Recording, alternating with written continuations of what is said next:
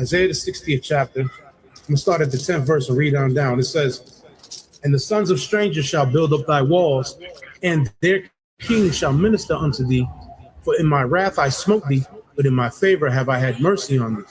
So the sons of strangers, that's talking about the actual strangers, the other nations, shall build up thy walls. We're going to have them in slavery.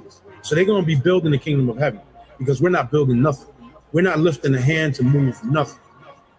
It says, "For in my wrath I smote thee, but in my favor have I had mercy on thee. Therefore thy gates shall be open continually, they shall not be shut day nor night, that men may bring unto thee the forces of the Gentiles." That's talking about the actual Gentiles. We're going to take all of their substance, where you belong. and that their kings may be brought. Look at me. For the nation and kingdom that will not serve thee shall perish, yea, those nations shall be utterly wasted. Verse 13, "And the glory of Lebanon shall come unto thee, the fir tree, the pine tree, the box together to beautify the place of my sanctuary, and I will make the place of my feet glorious." So the land of Israel, the land of Jerusalem, is going to be made glorious. It's going to be made glorious once again. The kingdom is going to be built up. We had a taste of that during the time of Solomon's reign, which was for about 40 years. Verse 14, "The sons also of them that afflicted thee shall come bending unto thee, and they that despise thee shall bow themselves down at the soles of thy feet. And they shall call thee the city of the Lord." The word Zion means monument, the monument of the Holy One of Israel. "Whereas thou hast been forsaken and hated, so that no man went through thee, I will make thee an eternal excellency, a joy of many generations. Thou shalt also suck the milk of the Gentiles, and shalt suck the breasts of kings," meaning we're going to take all their substance. "And thou shalt know that I am the Lord thy power, the Lord and thy Savior and thy Redeemer, the mighty one of Jacob. For brass I will bring thee gold, and for iron I will bring thee silver, and for wood brass, and for stones iron. And I will make thy officers peace, and thine exactors righteousness. Violence shall no more be heard in thy land, wasting nor destruction within thy borders, but thou shalt call thy walls salvation, and thy gates praise. The sun shall no more thy light by day, neither for brightness shall the moon give light unto thee, but the Lord shall be unto thee an everlasting light, and the power thy glory. The sun shall no more go down," meaning our kingdom is not going to go down. In other words, once we get back in power, we're going to be in power forever. The sun is never going to go down on our kingdom again. The sun is never going to set on our kingdom. We're going to always shine, and we're going to always be in that glory once we get into the kingdom of heaven. There's no more going back into slavery under the other nations. Esau's not going to rise back up and put us in captivity. Ham, Japheth, Ishmael, none of the other nations are going to rise up and take us down ever again. When we get on top this time, we're going to remain on top. "Neither shall thy moon withdraw itself, for the Lord shall be thine everlasting light, and the days of thy mourning shall be ended." So no more mourning, no more crying, no more vexation of spirit, no more weeping, no more hopelessness because of the condition that we're in as Israelites right now. Verse 21, "Thy people also shall be all righteous, they shall inherit the land forever. The branch of my planting, the work of my hands, that I may be glorified." Verse 22, "A little one shall become 1,000. This is in the kingdom. So what is this talking about? We're going to have sex. Again, like I said, the 2/3 that are going to pass in this destruction, the 2/3 are going to come back through the 1/3 that make it. The Lord said, 2/3 shall be cut off and die, and the third will I bring through the fire. It says, "A little one shall become 1,000, and a small one a strong nation. I, the Lord, will hasten it in time."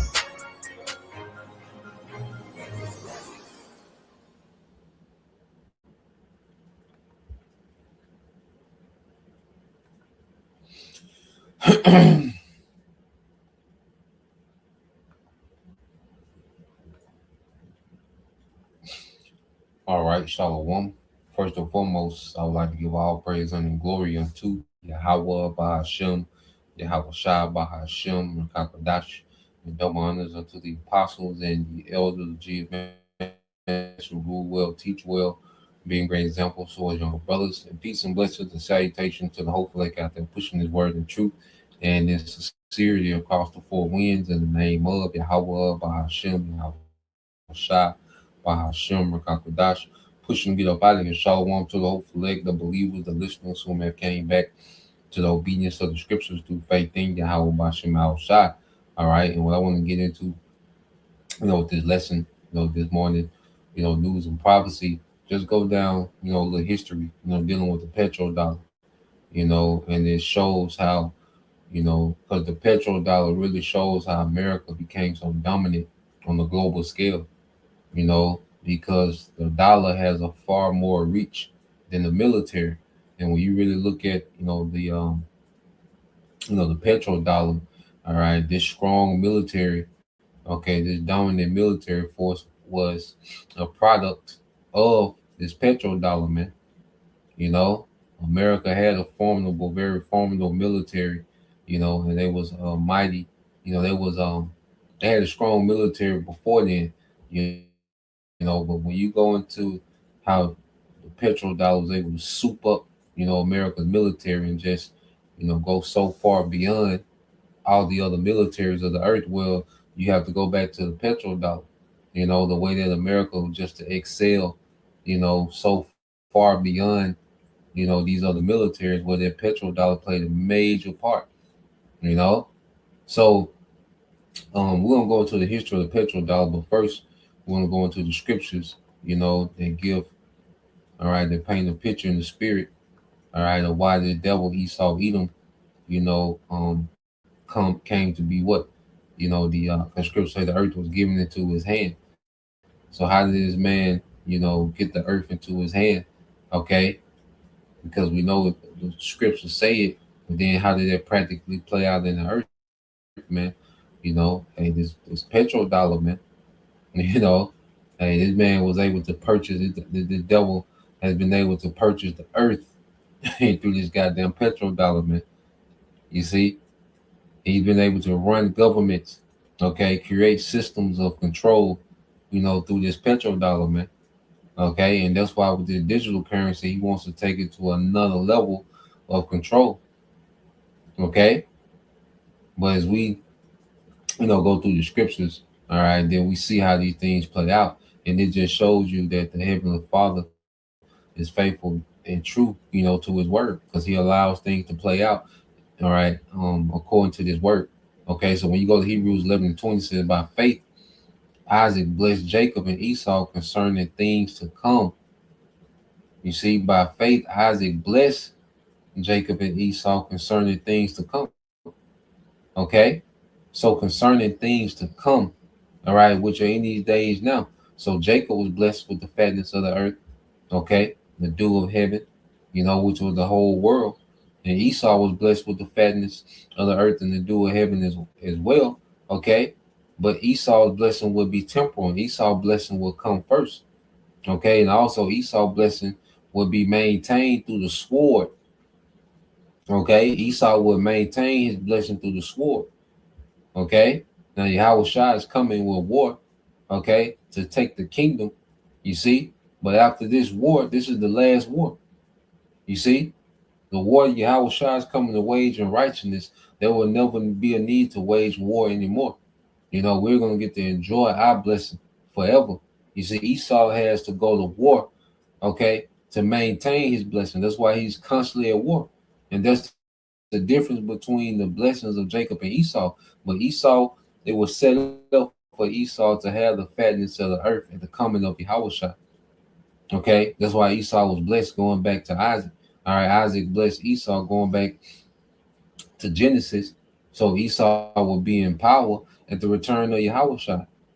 Okay, and Yahweh Shai was going to come, okay, and overwhelm Esau, all right, with military force, man. With true power. Okay, because Esau is used to maintaining and expanding his empire through the sword. Well, Yahweh Shai is going to come in this man with the sword. Because what did Yahweh Shai tell Peter? If you live by the sword, you're gonna die by the sword. And Esau lives by the sword. So he's gonna perish by this sword, man. And Yahweh Shai is gonna be the one to bring the sword to him, that power. Okay, and that's gonna usher in the blessing of what? Of Jacob. Yahweh Shai is bringing in this everlasting blessing of Jacob. Okay, he's going to end the blessing of Esau, and he's going to usher in the everlasting blessing of Jacob. Now, let's go here to Genesis to the blessings. Okay, dealing with Jacob and Esau. Okay, so you go to Genesis 27, and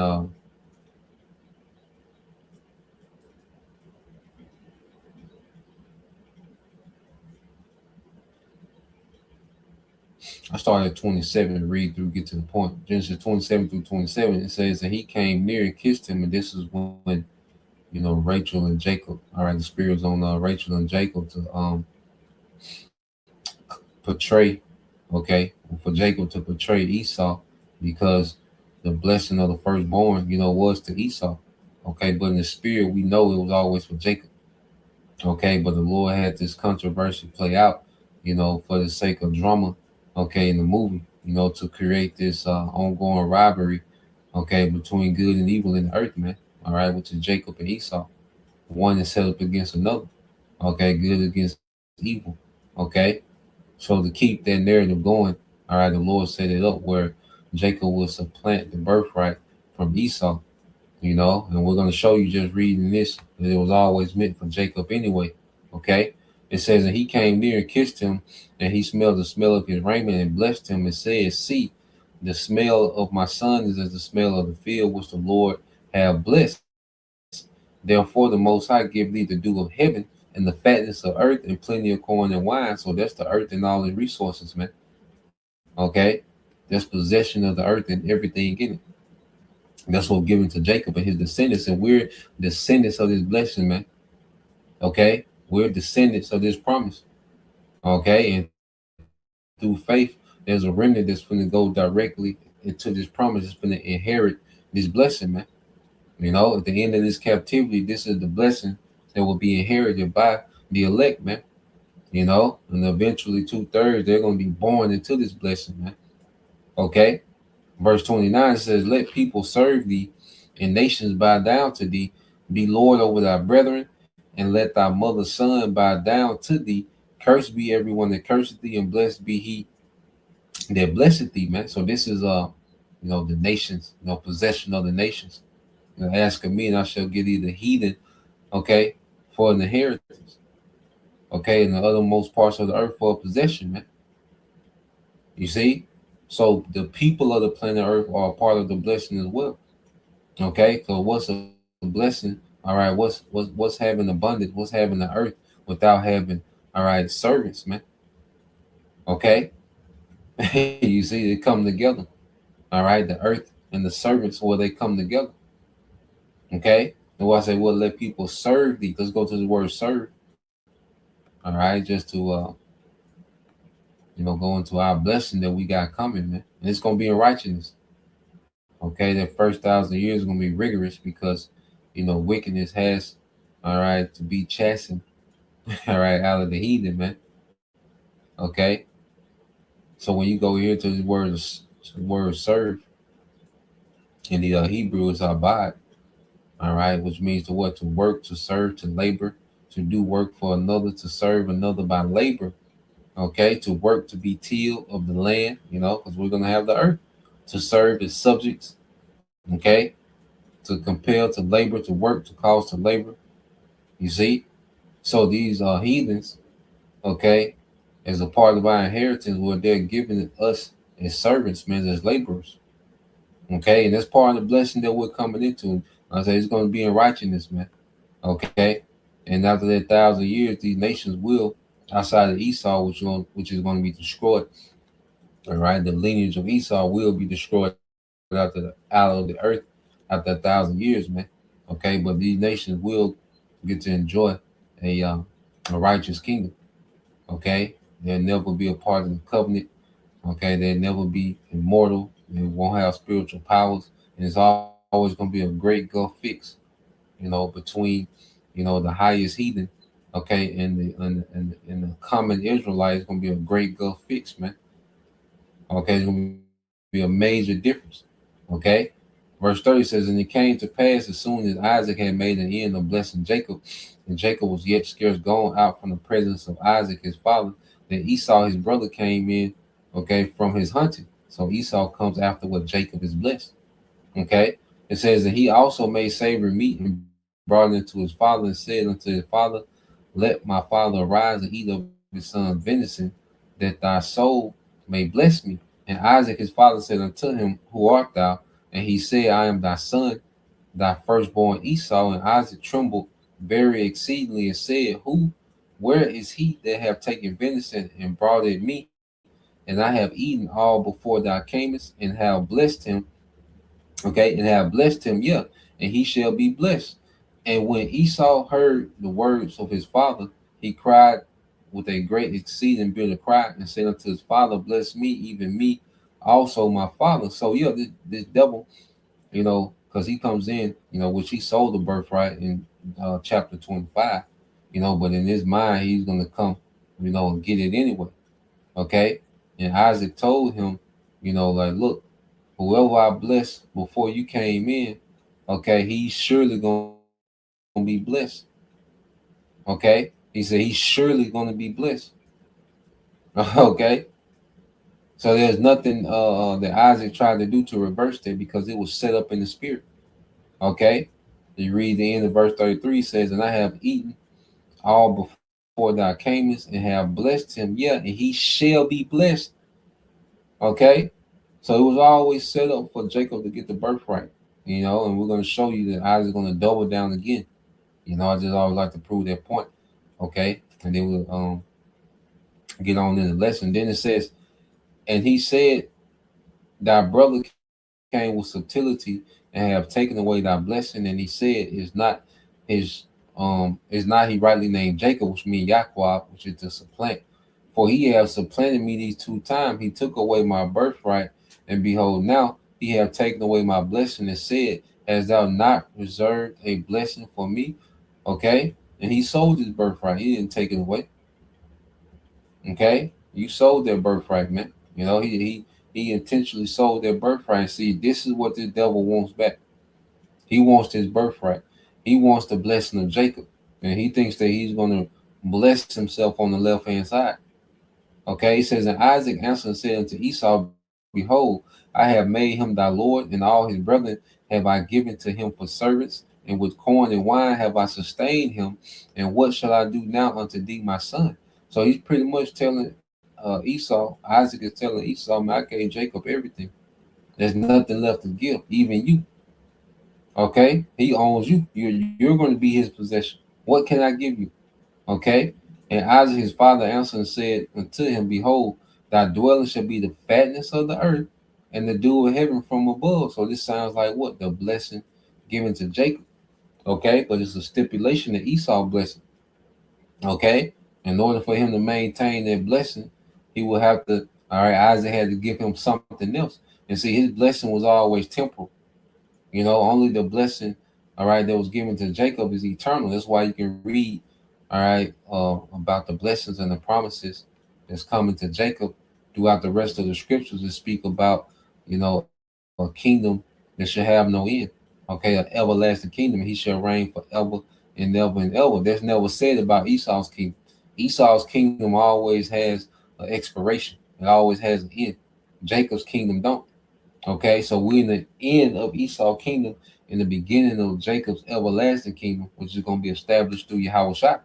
Genesis 27 and 40 says, and by the sword thou shalt live and shall serve thy brother, and it shall come to pass when thou shalt have the dominion that thou shalt break his yoke from off thy neck. So the scriptures say that where he shall live by the sword thou shalt live. Okay, now let's get two things here. All right. Let's go here to let's get this word fatness. Okay, because even when you go into this Hebrew word fatness,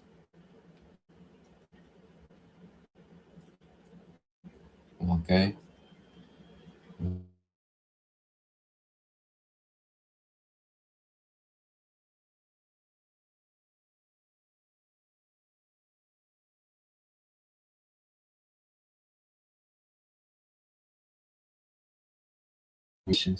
you go to fatness and the okay, and it says what oil, olive oil, or you even have the oil in it, oil.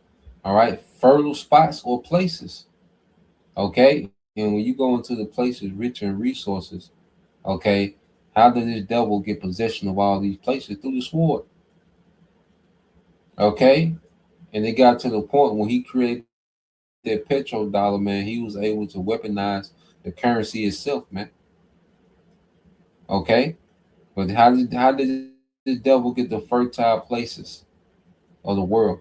Okay, through the sword.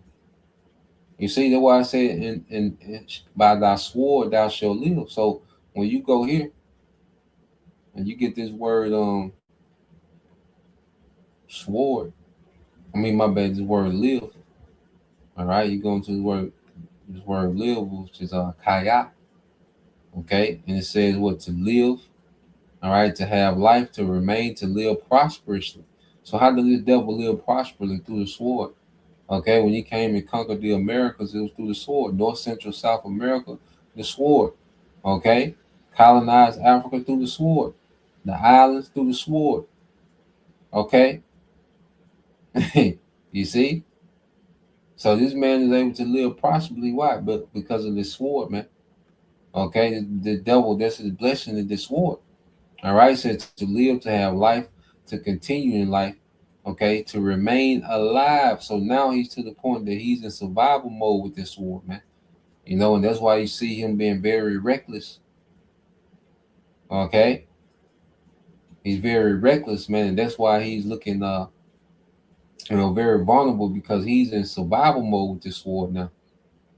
Okay, to continue in life, to remain alive, well, it's through that sword, man. Okay, you see, it says to quicken, to revive, and he's trying to revive himself through this sword. Okay, but it's not in his cards, man. He's at the end of his blessing. So the effect of the sword is dwindling because he's at the end of his blessing, man. Okay, when it was time for this devil to make his come up, all right, the Lord had it to where, hey, he couldn't do nothing with him. You see, you couldn't do nothing with him. All right, but now, okay, as the Lord is getting ready to overthrow this man, all right, he's beginning to dwindle. You see, well, let's go here because I want to get this. Here we go. Now he's gonna give a thorough explanation. We went into the petrodollar before, but this one here is even more. He's point for point. This is a real solid. You know, documentary. 23 minutes. And it's just real informative. So I thought it'd be good to go back into this. Because it explains how we got to this point. Because you can look at these random events and you hear people talking about the petrodollar. But it's good to know the history of these things and know the origin of these things, and it gives more clarity to where we at now. Okay, and also lets you see what the devil is setting up next. Okay, so let's play this. Jeddah, Saudi Arabia, July 1974. A US Treasury official named William Simon steps off a plane into 110-degree heat. He is not there as a tourist. He is not there for diplomacy in any conventional sense. He is there to make a deal that will never appear in any treaty, that will never be ratified by any Congress, that will never be formally acknowledged by either government for the next several decades. He is there to make a deal so simple, so elegant, and so consequential that every dollar bill in your wallet right now exists because of what he agrees to in that room. The deal is this. Saudi Arabia will price its oil exclusively in US dollars. Every barrel, every transaction, every sale to every country on earth. In return, the United States will guarantee Saudi Arabia's military security. It will supply weapons. It will protect the House of Saud from its enemies, foreign and domestic. And it will allow Saudi Arabia to quietly purchase US Treasury bonds outside the normal disclosure rules that govern every other foreign government on earth. That is it. No signed treaty, no public announcement, a classified arrangement between two governments, each of which needed the other more than either wanted to admit. But here is what that deal actually did to the world. It meant that any country on earth that wanted to buy oil, and every country on earth needed to buy oil first, had to acquire US dollars. which meant every central bank on earth had to hold US dollar reserves, which meant permanent global demand for the dollar, which meant the United States could run deficits that would have destroyed any other currency, could print money that other nations were compelled to absorb, could fund wars, welfare states, and Wall Street simultaneously, and export the inflation to the rest of the world. For 50 years, this arrangement held, and almost nobody outside of a handful of economists and Treasury officials understood the mechanism that made it work. I went through the declassified diplomatic cables, the Treasury archives, the congressional testimony, and the forensic economic record of what happened before, during, and after this deal was struck. By the end of this video, you will know exactly how it was built, why it is now cracking, and what the historical record says happens to the countries that lose reserve currency status. Stick with me. This one changes how you read every financial headline you will see for the rest of your life. The setup, what broke before the deal was made. To understand the petrodollar deal, you have to understand what it was designed to fix. And what it was designed to fix was a crisis that Richard Nixon had created by accident and then ever made. Go back to 1944. Bretton Woods, New Hampshire. 44 allied nations gather to design the post-war financial order. The agreement they reach is straightforward. The US dollar will be the world's reserve currency. Every other currency will be pegged to the dollar, and the dollar itself will be pegged to gold at $35 per ounce. Any foreign government holding dollars can, at any time, walk up to the US Treasury and exchange them for gold at that fixed rate. This was a promise, a specific, quantified, legally binding promise. The dollar was not just paper, it was a receipt for gold, and for 25 years, the system worked. The United States ran the global economy and the dollar was trusted because the gold was there to back it. Then the United States started spending money it did not have. The Vietnam War, Lyndon Johnson's Great Society programs, a guns and butter economy that produced exactly what every economist warned it would produce: inflation, and with inflation, a problem. So you look at the Vietnam War, like we've been speaking on earlier. We've been speaking on lately. The elites. Okay, when they wage these wars, well, they're not waging war for military victory. All right, because America lost the Vietnam War, but what this did, it put America in debt to where they would have to start printing more money than they had. All right, and it put them in debt to who? The bankers. Okay, because when they started to outprint, okay, more money than they had gold, well, this creates inflation, and this is when the bankers come in and bail countries out. Okay, so America was pushed to war, all right, just so they can go into debt. You see, and this how the elites operate in the shadows and keep control over these countries, man. Because one thing that the elites know, a nation that's not in debt can't be controlled. Okay, and that's why a nation that would deny, okay, these IMF, okay, bank loans, okay, well, they will wage war on their nation, okay, and create havoc, put their nation in debt to where they will have to get bailed out, okay, do a regime change that would take the loan, okay, or put so much pressure on these smaller countries, okay, that they would just tap out, and take the loan and take the debt. Because you go here to let's get this real quick. All right. So the elites are always behind the scenes scheming and plotting, to keep these nations in debt. And that's why there's so much emphasis on Iran, because Iran is not in debt to the central banks, the IMF banks. Okay. So just go here. This is Proverbs 22:7 said, the rich ruleth over the poor, and the borrower is servant to the lender. Okay, so the elites operate off nations being in debt to them. Okay, that's what gives them control over a nation, is the nation being in debt to them. And through this petrodollar, they was able to put all these nations in debt. And one of the things that shielded Iran from taking on the petrodollar debt is because they were sanctioned so long that they didn't have access to the petrodollar. So it created a unique, situation with Iran, and that's why, Iran, the Lord set it up to where they had to deal with Iran. They couldn't just leave Iran alone going into this new world order.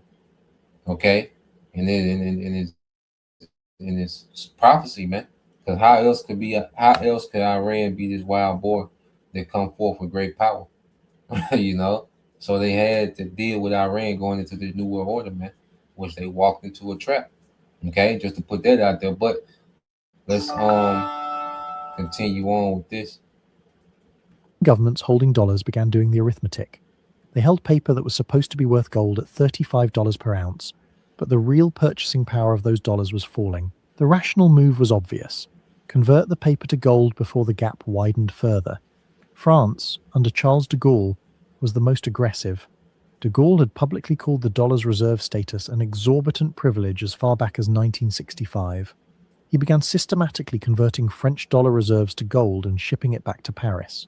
He even sent a French naval vessel to New York to collect it. By 1971, the arithmetic had become a crisis. The United States held roughly $10 billion in gold reserves. Foreign governments held roughly $80 billion in claims on that gold. So America only had $80 billion worth. They only had $10 billion worth of gold, but they had printed $80 billion worth of currency, man.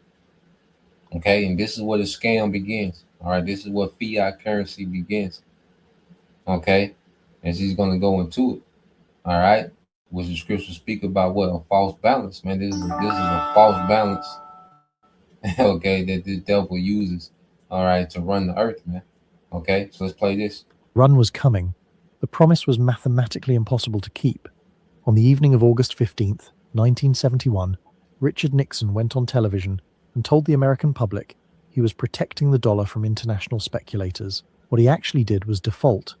He closed the gold window permanently, without warning, without negotiation, without the consent of a single foreign government that held dollar reserves on the assumption that the Bretton Woods promise was still in force. Overnight, the dollar became pure fiat currency, backed by nothing except the word of the United States government and whatever that was worth. The initial reaction in currency markets was exactly what you would expect. The dollar fell sharply against every major currency. Gold, newly freed from its $35 ceiling, surged. The financial world had just discovered that the anchor was gone. Nixon needed a new anchor. His Treasury Secretary, John Connolly, delivered the line that defined the moment.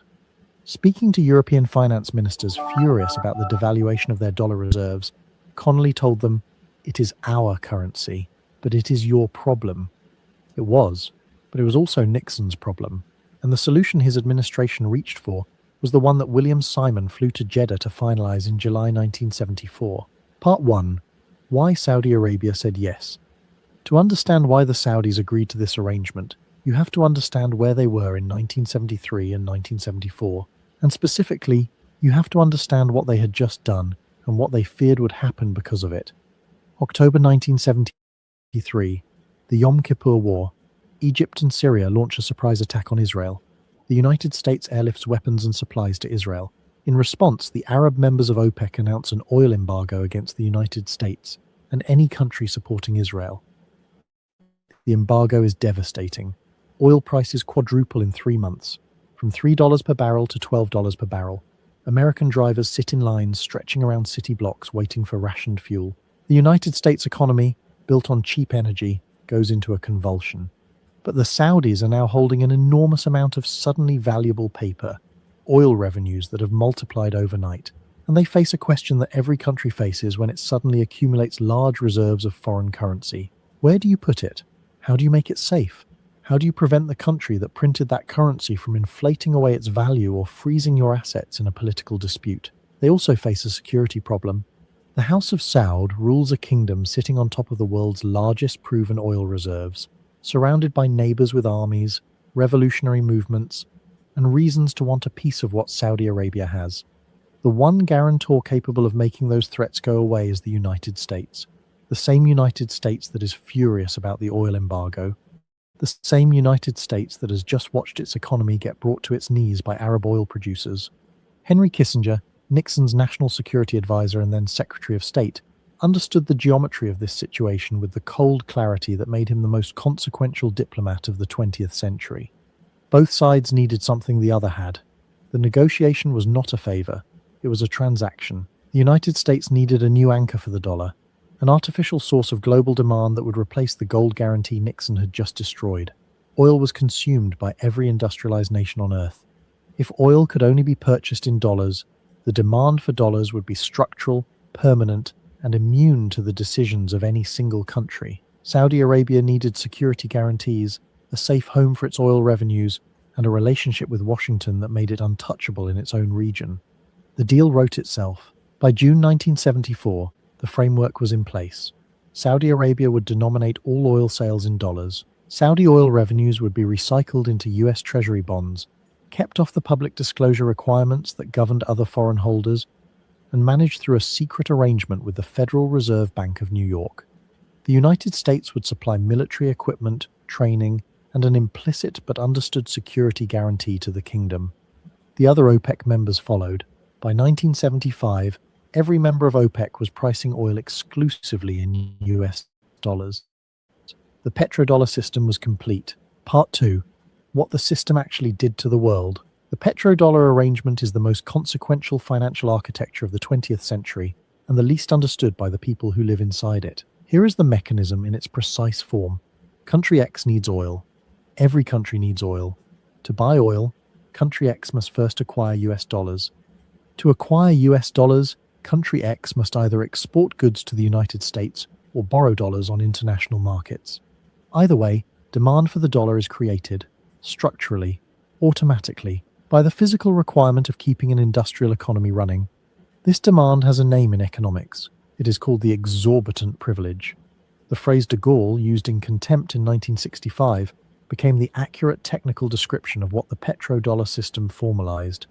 The United States can run a current account deficit indefinitely because the world needs its currency to function. Every other country on Earth must earn the foreign exchange it spends. The United States can simply print what it needs and the world must accept it because the alternative is not being able to buy oil. And when this man set this system up, you gotta think about it. This man set up a system to where he can print paper and get actual resources, man. You know, it's a system set up to where the world has to absorb American debt. You see, when we talk about America being 39, $40 trillion in debt, well, that debt is forwarded to the rest of the world. And America still is able to buy the goods and resources that it needs. Okay? Because the dollar is based on, see, he can print a currency right now, all right, this dollar based on the future demand of energy. Okay? And energy demand is going up. Okay? So even though the dollar, because there's so much of it out there, is being inflated, okay, it's still strong because it has a global demand. You know, that's attached to what energy demand, and energy demand is rising. Okay, and that's why it's not easy, you know, the top of the dollar. Okay, and when the dollar, you know, when the Lord pushes these devils to go ahead and collapse the dollar, the whole system gonna collapse. All right, because the whole system is pegged, all right, to American debt. You know, so this man is able to forward all of America's debt to these other nations based on these nations' demand for oil. Okay, and this is why Esau goes to war about this dollar, which he's going to get into. Okay, because these elites have a hell of a system, and this is why they're able to have an unlimited, all right, defense budget for the military. That's why America's military, all right, was able, you know, to uh, to have a budget, okay, 10 times as much as the next military. Okay, this is why America is able to have military hardware throughout the earth, bases throughout all the earth. Okay, airstrips, and you know, have these different deals and alliances, okay, throughout all the earth, man. You know, and was just able to shoot off. Okay, this is when the American military just took off from the rest of the militaries of the earth because of the petrodollar, man. Okay, a blank check for military spending, man. Okay, this is why nations been chilling like this nigga here, you know. But now, you know, we're in the time of the Lord of prophecy, don't none of that matters. Okay, there was a time when this mattered, but now's the time it don't matter. It don't matter about the budget. It matters about prophecy now. Okay, but yeah, man, you look at it, you be like, God damn, how America keep the damn petrodollar, man. All right, the petrodollar birthed this massive military that we see. All right, that's been dominating the earth for so long. Okay, so let's play a little more. Cause I think, matter of fact, let me look it up real quick. Okay, just so we can look at it. All right, let's see. America's. Just look up America's military budget compared to everyone else.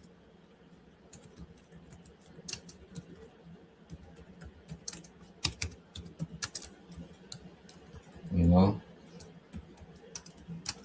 why that nigga just able to go to war with everybody. You know, just bomb the shit out of everybody. Because one thing he limited in his defensive missiles, but them offensive missiles. You know, that's why the small hats. You know, hey, they just keep going. You know, because when it comes to those, especially those surface, I mean those air to surface missiles on those fighter jets, you know, that nigga got millions of them. You know, and that's why he can just keep striking and striking and striking. You know, when it comes to those, okay. Well, as far as his defense, you know, he can't absorb. You know, American military ain't meant to absorb. You know, a lot of contact. It's meant to give. Okay, is meant to give punishment, but it ain't built to absorb punishment. Okay, it says American military budget compared to every other nation. Let's see what they give us on Google.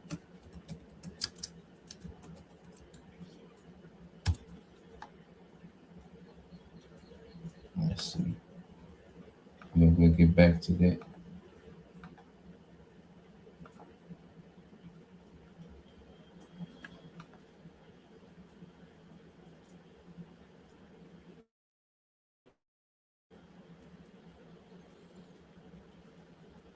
All right, so the United States has the world's largest military budget, consistently exceeding the combined defense spending of the next seven, all right, to 10 highest nations. So the next seven nations combined, all right, their military budget, Russia, China, all of them combined, all right, don't compare, okay, to the American military budget, man.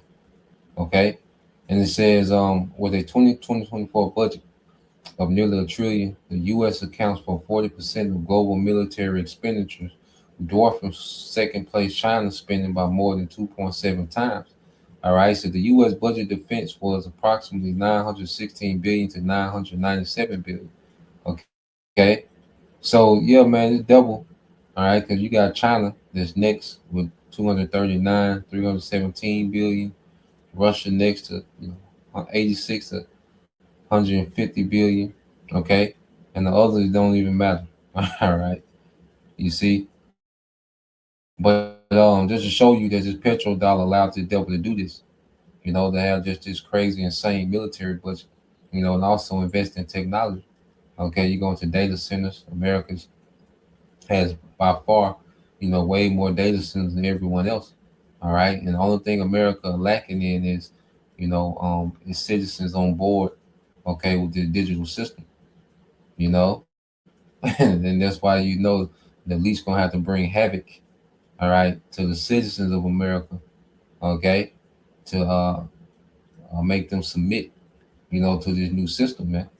Okay, so let's go back here. All right, but he's going to explain it, and this makes sense when you look at these wars and why military, because every war, all right, the scriptures say all wars are banker wars, okay, and that becomes more and more, all right, true, each war, that becomes, each as time goes by, all right, the military serves more interests of the elites and none of the interests of the people. Okay, so let's play this. The numbers that follow this arrangement are extraordinary. In 1971, the year Nixon closed the gold window, total US federal debt was $408 billion. By 1980, it was $908 billion. By 1990, it was $3.2 trillion. By 2000, it was $5.6 trillion. By 2010, it It was $13.5 trillion. Today it stands above $36 trillion. None of this destroyed the dollar's reserve status. None of this triggered the kind of currency collapse that would have incinerated any other country running these numbers, because the petrodollar system meant the world had no choice but to keep absorbing American debt. Saudi Arabia alone recycled hundreds of billions of oil revenues back into US Treasury bonds over the following decades. The precise figures were kept secret under the terms of the original arrangement. It was not until a Bloomberg investigative report in 2016 that the scale of Saudi Treasury holdings was officially disclosed. The number, when finally revealed, was $117 billion, accumulated over 40 years, hidden in plain sight inside the global financial system. But the recycling was not only Saudi. Every oil exporting nation accumulated dollar reserves. Every central bank that needed to buy oil held dollar reserves as a buffer. The Bank of Japan, the Bundesbank, the People's Bank of China, as it industrialized in the 1990s and 2000s, all of them holding dollars, all of them providing structural demand that kept the currency stable regardless of how much of it Washington printed. The US military was funded in part by the rest of the world's need to hold dollar reserves. The welfare state was funded in part by the same mechanism. The financial system that produced Wall Street's decades of dominance was built on the foundation that Nixon and Kissinger poured in the desert in 1974. If you are understanding for the first time why the dollar has not collapsed despite the debt numbers that would have destroyed any other currency in history, subscribe to the Financial Autopsy. This channel runs the forensic record of how financial power is actually built and how it actually ends. Not the textbook version, the documented record. It is free, and this story is not finished yet. Part 3. The Man Who Tried to Break It. Muammar Gaddafi understood the petrodollar system, and he spent the better part of 4 decades trying to dismantle it. In 1973, the same year the oil embargo was reshaping the global financial order, Gaddafi nationalized Libya's oil industry and expelled American and British oil companies. He also began publicly arguing that Arab nations should price oil not in dollars but in a basket of currencies, or better still, in gold. For most of his rule, this was noise. Libya was a mid-sized oil producer. Its influence on the global pricing mechanism was limited. But in 2009, something changed. At an African Union summit, Gaddafi proposed the creation of a single African currency backed by gold. He called it the gold dinar. The plan, as documented in diplomatic cables later released by WikiLeaks, was to establish a Pan-African central bank that would price African oil and resources in gold, rather than dollars. The proposal had backing from several African heads of state. A diplomatic cable from the US Embassy in Tripoli, dated 2008, assessed Gaddafi's financial intentions with notable directness. It described his accumulated sovereign wealth fund, valued at the time at approximately $32 billion in liquid assets, and flagged his stated intention to move away from dollar-denominated oil transactions. In 2011, NATO forces supported the rebel movement that overthrew and killed Gaddafi. The official justification was humanitarian intervention. The forensic financial record shows that within months of the intervention, the new Libyan government had established a Western-aligned central bank. The gold dinar proposal died with its author. Whether the petrodollar was a primary motive for the intervention is contested. What is not contested? You damn right the petrodollar was the primary motive. Okay? And when these certain leaders come into power in these oil-rich nations, and they kick out, those European companies, and they nationalize, the oil, which means the oil revenue come back to their nation instead of being extrapolated by these private Edomite companies. Well, what do? They demonize them and say this leader is inhumane. Okay, they demonized Gaddafi. Okay, which Libya had no debt. Okay, electricity was free. All right, newlyweds got free housing. College graduates got stipends, $50,000 stipends. Okay, Libya was good. The Libyan people got dividends, which they got a profit share. Okay, of the nation's oil. Okay, and that was all during Gaddafi. Now, okay, Libya, all right, their oil is back pegged to the petrodollar. All right, those Edomite private companies get all the profits of the oil, and the Libyan people, okay, are third world.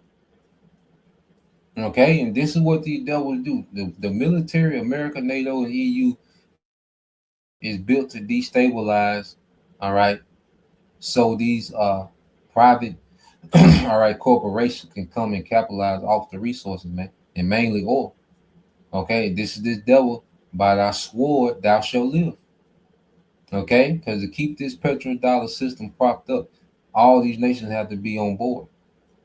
Okay, all these nations have to be on board when it comes to this war. Venezuela, they tried to get cute with their oil. Okay, their sword, it came with their sword. Okay, and he's gonna go into Iraq. They tried the same thing. The sword, by thy sword shalt thou live, shalt thou remain to live prosperously, man. That sword. Okay, Tested is the sequence of events. Gaddafi proposed a gold-backed alternative to dollar oil pricing. He was removed. Libya's central bank was immediately restructured on Western lines. The sequence is documented. The interpretation is yours. Saddam Hussein is the clearer case. In November 2000, Iraq announced it was switching its oil sales from dollars to euros. It was the first OPEC member to formally abandon dollar pricing since the system was established. Saddam framed it partly as political defiance and partly as financial logic. The euro had been strengthening. Dollar-denominated oil revenues were worth less in real terms. In March 2003, the United States invaded Iraq. By June 2003, Iraqi oil sales had been switched back to dollars. Again, the interpretation is contested. The stated rationale for the invasion was weapons of mass destruction that were never found. The forensic financial timeline is what it is. Iran has been pricing a portion of its oil in euros. and then you look at, okay, they went in March 2003, and the dollar in 3 months. I mean, the oil in 3 months was back on the dollar. Okay, it was back on the dollar in 3 months, and that was the whole objective of the elites, to get their oil back on the dollar. Saddam, all right, wanted to be cute with the oil. Okay, and they sent in the American military. This is the purpose of the American military. Okay, it has nothing to do with defending the homeland of America. Okay, from foreign threats. It has nothing to do with it. All right, the American military stays activated for the interests of the elites. The American Navy, okay, it protects the traffic, okay, and the shipping lanes of the elites. Okay, it has nothing to do with the functioning with the normal functioning of a military. All right, and why did they stay in Iraq so long? Okay, because the defense contractors get rich off wars, and when you have places that are destabilized, all right, this devil is these contractors, these defense contractors get rich off the weapons, and then you have these American contractors for construction. These construction contractors, they come and get rich off the rebuilding, man. Okay, so it's not even about America, winning wars militarily, man. It's about the interests of the elites. Okay, that's why most of the things that America does, it doesn't make sense militarily. And I'm coming to see that it never has made sense militarily. It's always the interest of the elites. Okay, so let's play this a little more. Euros and then yuan since 2012, when US sanctions made dollar transactions impossible. It remains under continuous economic and military pressure from Washington. The pattern across every country that has meaningfully challenged dollar oil pricing is consistent. The challenge is made, the response is significant, the dollar pricing is maintained or restored. Part 4. The cracks appear. The petrodollar system is not collapsing. Let the forensic record be precise on this. But it is under more structural pressure than at any point since 1974. And the nature of that pressure tells you exactly what to watch. The first crack is China. In 2018, the Shanghai International Energy Exchange launched the first yuan-denominated oil futures contract. For the first time, oil could be priced, settled, and delivered in a currency other than the dollar on a major regulated exchange. The contract attracted immediate participation from Russia, Iran, and several Middle Eastern producers. China is now the world's largest oil importer. It surpassed the United States in net oil imports in 2013 and has not looked back. When the world's largest buyer of oil decides to pay in its own currency, the arithmetic of the petrodollar system begins to change. The second crack is Saudi Arabia itself. In January 2023, Saudi Finance Minister Mohammed Al-Jadaan told the World Economic Forum in Davos that Saudi Arabia was open to trading oil in currencies other than the US dollar. This was not a rogue statement from a minor official. This was the finance minister of the country whose agreement with William Simon in 1974 created the petrodollar system in the first place. In 2023, Saudi Arabia joined the Shanghai Cooperation Organization as a dialogue partner. It has conducted oil transactions with China settled in yuan. The volume remains small relative to total Saudi oil exports. The direction is not. The third crack is the weaponization of the dollar itself. In February 2022, following Russia's invasion of Ukraine, the United States and its allies froze approximately $300 billion in Russian central bank reserves held in Western financial institutions. This was the largest sovereign asset freeze in history. The message it sent to every central bank on earth that was not a close US ally was unambiguous. The dollar reserves you hold are not your property in any ultimate sense. They are held on terms set by Washington. Washington can change those terms. In the 12 months following the Russian asset freeze, central bank gold purchases globally hit their highest level since records began. Over 1,000 tons in 2022, over 1,000 tons in 2023, over 1,000 tons in 2024. 3 consecutive years of record buying. These are not the actions of institutions that are confident the dollar will remain the uncontested reserve currency indefinitely. Part 5. What the historical record says happens next. The forensic record of reserve currency transitions gives you one framework for reading what is happening now, and that record contains a lesson that is both reassuring and alarming, depending on where you sit. Reserve currency transitions do not happen overnight. They happen over decades, and they are almost never. And we know this nigga ain't got decade, all right? Because ultimately, they're going to intentionally tank the dollar to bring in a new currency, all right? Because they need another system of control, okay? The dollar, the petrodollar was a control mechanism, all right, that, had all these nations, okay, under, the control of the petrodollar. That's why those sanctions, at one time they were devastating to nations, man. Which they still are to most nations, but you have, a handful of nations, all right, which these nations have a particular purpose and prophecy. Okay. That's why those sanctions aren't affecting certain nations, because these nations have a role in prophecy, okay, in turning America to a desert. So when you go to Russia, China, and Iran, all right, even North Korea, where those sanctions don't have the biggest impact, they can survive outside the sanctions, man. And this is why these devils want to bring a central bank digital control, a digital currency, man. Okay, which is going to be a system of more control. It's another level of control beyond the petrodollar. Okay, because these nations have found ways to work around the petrodollar, man.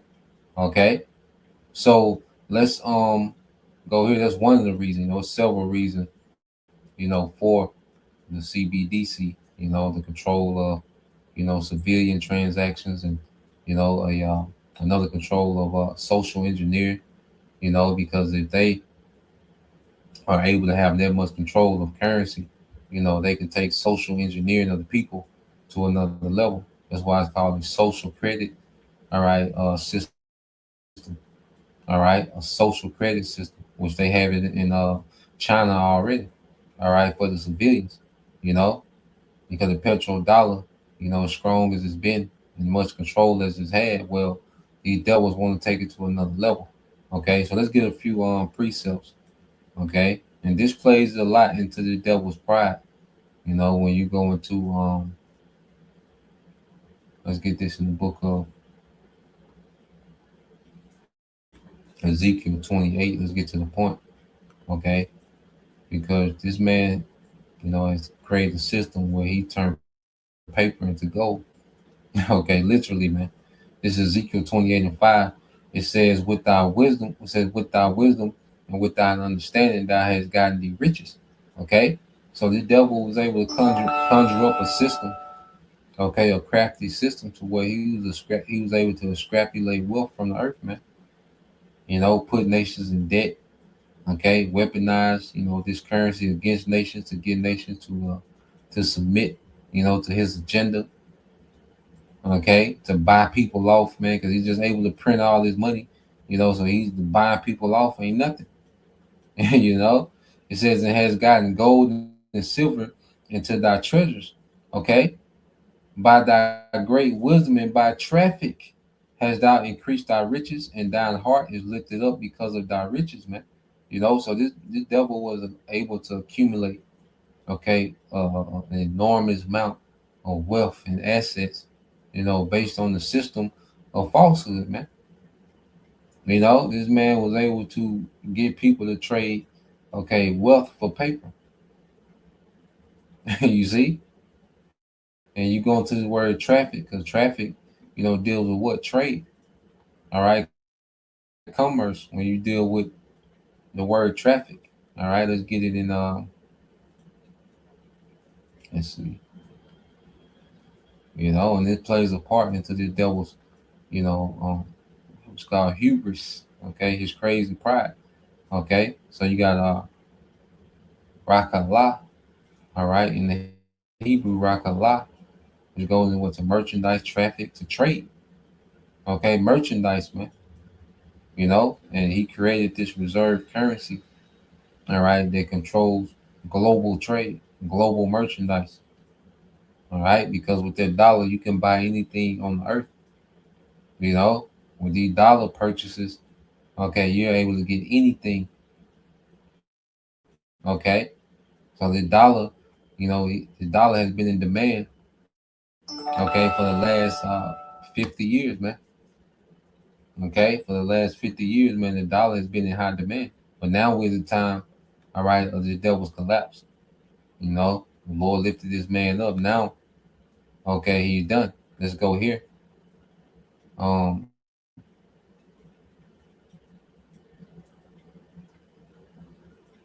let's get this in Zephaniah. And this is where we at now, man.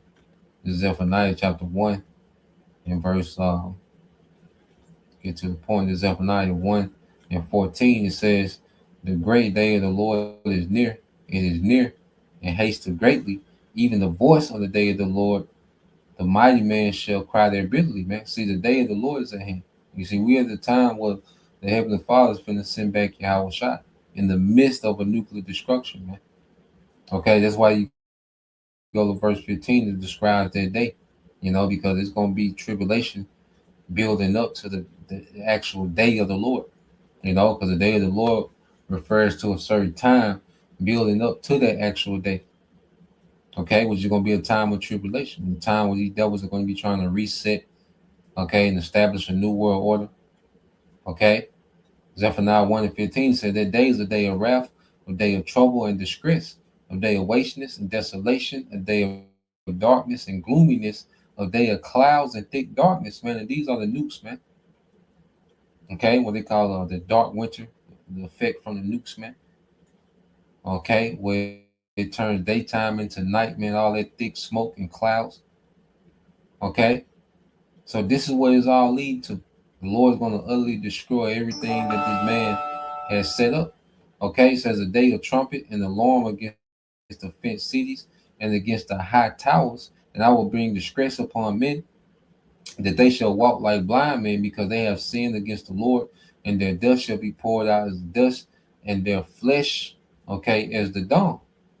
Okay, so it doesn't matter, the schemes and the craftiness, okay, that the devil has been able to prosper in. Well, these things are finna be destroyed, man. Everything that the devil has built up is finna be destroyed.